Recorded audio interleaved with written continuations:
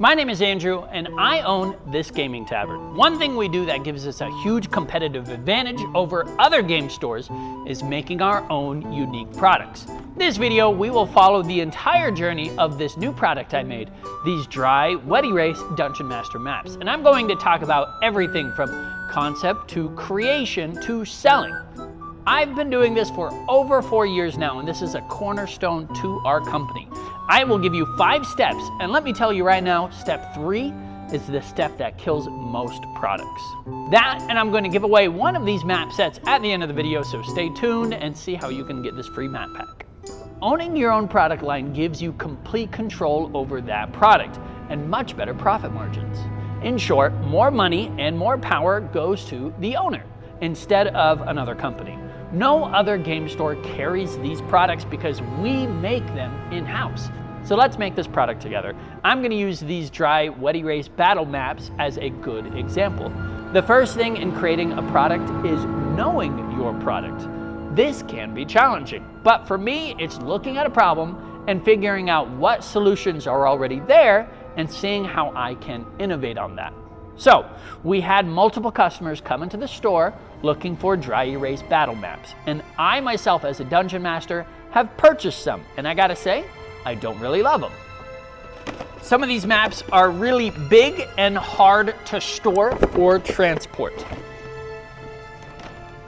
Just look at this, and it doesn't want to stay flat. You have to get holders for it. Other dungeon tiles are hard to clean. These have been practically stained and are really hard to get clean. So when you choose your hobby or your customers, find out what products they're using and find out how to improve on what's already there. Innovation is a great way to stand out with your product. For example, if I wanted to get into dice manufacturing, I'd look at what inherent weaknesses or struggles are there in standard sets of dice. So for example, if I'm a wizard and I need to cast Fireball, well, I need a lot of D6s or D8s, man. So if I'm a rogue and I need to use a lot of D6s for a sneak attack, well, one set of dice isn't going to cover that. So maybe I make themed sets specifically for rogues that have extra D6s. For my battle maps, I wanted to solve a few problems: storage and transportation. Large battle maps are hard to store or transport, and my battle maps were designed to fit in bags or on a shelf and came all self-contained with its accessories.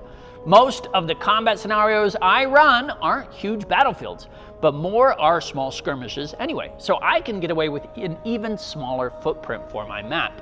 Another feature I wanted to include in my map was versatility. With alternating terrain on each battle map, dungeon masters can add some variety to their maps. A markable compass allows communication to be easier, and a great finish allows it to be reused again and again. And yeah, right now I sound like an infomercial for my battle maps, but keep in mind these are design choices I made in this first step. So step 1 is knowing your product. Step 2 is prototyping. This whole step is finding out how you are going to make your product. I looked at a few ways to make these maps. An early concept was going to use laser cut MDF wood panels where we would do an epoxy finish. This is actually a pretty cool idea, something I might want to pursue, but it is challenging and expensive. We flip-flopped to a couple of different materials until I asked one of my printing friends and told them about my challenge, and they came back with this prototype. These maps were my first physical prototype, and it told me a lot. It was possible to print and make our own battle maps at an affordable range. However, this prototype fails in one of my product designs. It is still awkward and hard to store. So we went back to the design and came up with these final designs and measurements. This time focusing on size and how could it fit in a case and make it easy to store. And unfortunately, I made a fatal mistake here in step 2, but we will see the results in step 4. Now, prototyping also involves packaging and how the product will actually sell. Do you need a barcode on it? Do you know how it will be displayed when it sells? Does it need any packaging? This all should be thought and developed in the prototyping step. When you are done with a prototype, you should have a finished product in your hands before you move on to the next step. Step 1 and step 2, the ideas and prototyping, is usually the cheapest step in this development.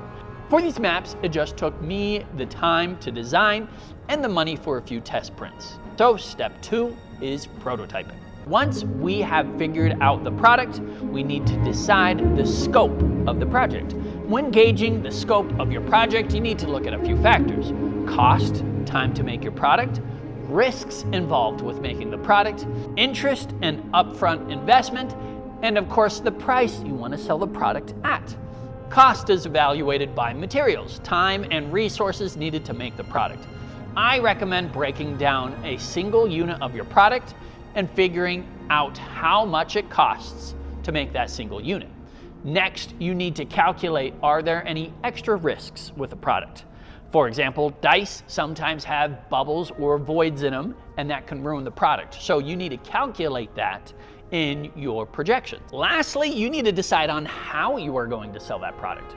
Are you going to launch it on Kickstarter? Are you going to try to sell it online? Or are you going to sell it customer to customer or business to business? Each one has their own strategy. For Kickstarter or selling online, it's all about marketing, getting the word out about your product. If you want to go business to customer, that might be one of the easiest way for beginners.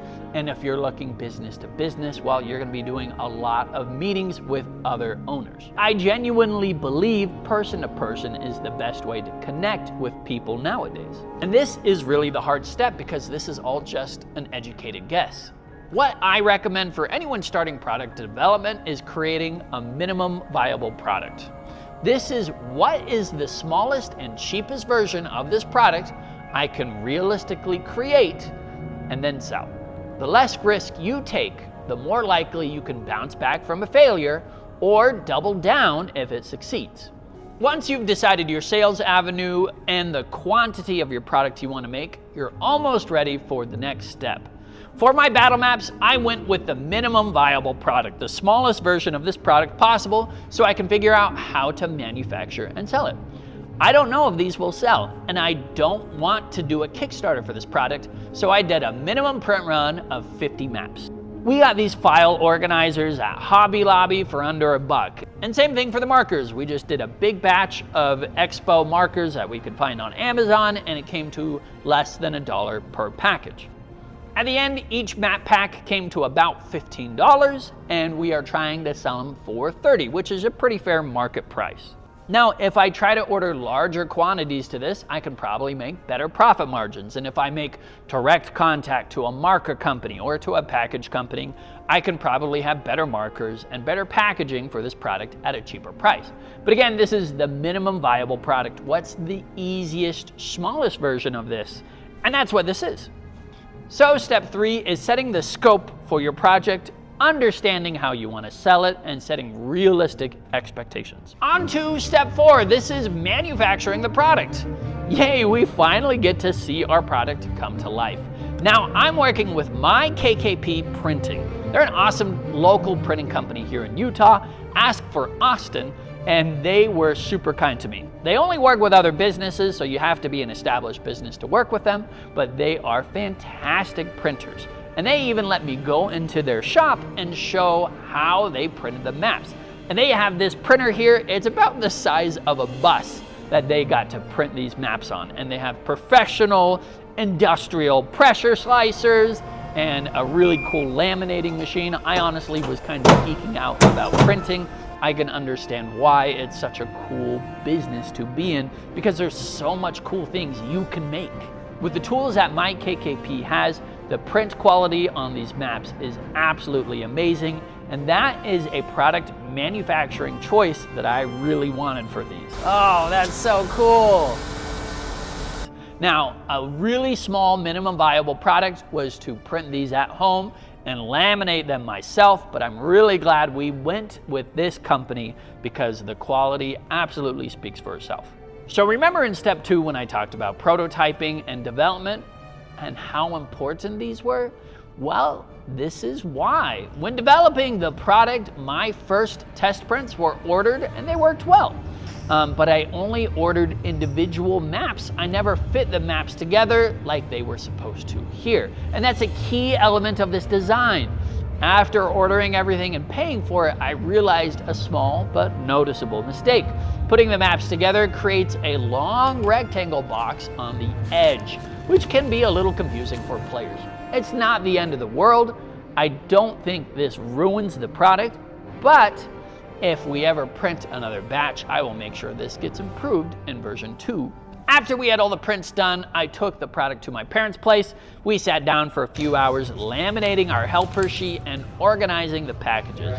We had to print labels and products and get them ready to sell, but we finally had our first 50 units done. All right, step 4 is manufacturing, and it was awesome to finally be able to hold the finished product in our hands. On to step 5. Step 5 is selling the product. Don't plan on going viral or launching a product on Kickstarter that just explodes. I talked about this in step 3, but your scope of the project really determines how you want to sell this product. For me, we tend to do a lot of gaming events and conventions, so I believe this is probably our best avenue to sell these. We also do have an online store, so I will test these products on our website. Remember, this is not an easy thing. There are the very small cases where somebody makes a product and it goes super viral on TikTok or any part of the internet, and good for them. However, that is not the case for 99% of the businesses there. Your best bet is the slow grind.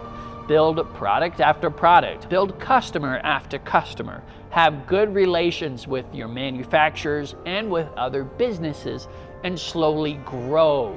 As people start to learn about your brand and they start to trust what you do, you're gonna have more and more repeat customers, you're gonna have more word of mouth, you're gonna have more people interested in your products. We now have people who recognize us at events, or when they walk into the store, they recognize the store from social media posts. But we've been doing this for over 4 years, and it's finally getting to the point where people are remembering our name. Taking these small steps every day, while it takes a lot of work, is the best sure way of slow and steady growth. The cool thing about these 5 steps is they can be repeated and improved on. If I sell these 50 battle maps, before I do my next print run, I already have ideas on how I want to improve and include more things in my battle maps.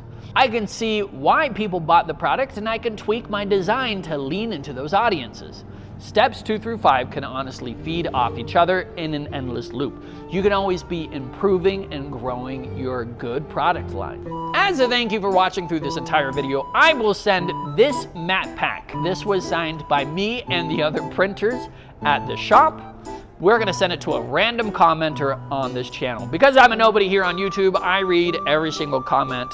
So leave a comment for your chance to win, and I'll choose one of you to give it to random. Making products like this allows me to unshackle myself from big companies like Wizards of the Coast. And if you want to learn how YouTube can bring down these big companies, well, check out this video.